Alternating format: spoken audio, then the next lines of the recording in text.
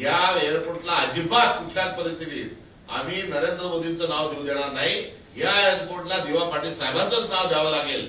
हा सत्याग्रहाची भूमिका ही काँग्रेस पक्षाची आहे आणि त्या अनुषंगानं आमचे सर्व महाराष्ट्रातील काँग्रेस पक्षाचे खासदार यांनी लोकसभेत मागणी केली आहे.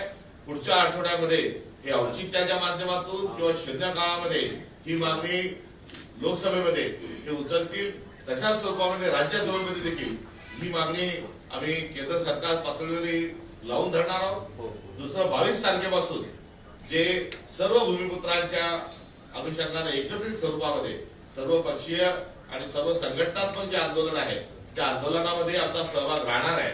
आणि इतपर जर हे नाव दिलं नाही तर रस्ता रोकोसारखं थेट विमानतळावर जाऊन नाव देण्याच्या अनुषंगानं नामफलकाच्या अनावरणासारखी आंदोलनात्मक भूमिका ही काँग्रेस पक्ष घेणार आहे.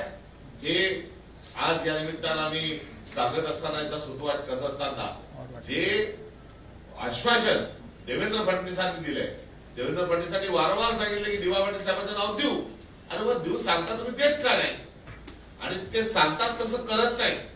त्यामुळे देवेंद्र फडणवीस हे गजनी आहेत. जे बोलले ते त्यांच्या लक्षात राहत नाही. त्यांनी सांगितलं की दिवा पाटील साहेबांचं नाव देऊ, अहो देत का नाही. तर देवेंद्र फडणवीस हे गजनी आहे. त्याच्यामुळे त्यांनी देतो सांगितल्यावर दिवा पाटील साहेबांचं नाव देतो सांगितल्यावर अद्यापपर्यंत देत नाही तर त्यांना विसर पडलाय का. आणि त्यांना जर विसर पडला असेल तर आम्ही शंकरपुष्टी त्याच्या बाटली ही आंदोलनाच्या माध्यमातून द्यायची का याचं उत्तर मुख्यमंत्र्यांनी कुठेतरी द्यावं ही देखील आमची आजच्या या पत्रकार परिषदेच्या अनुषंगानं ही मागणी आहे.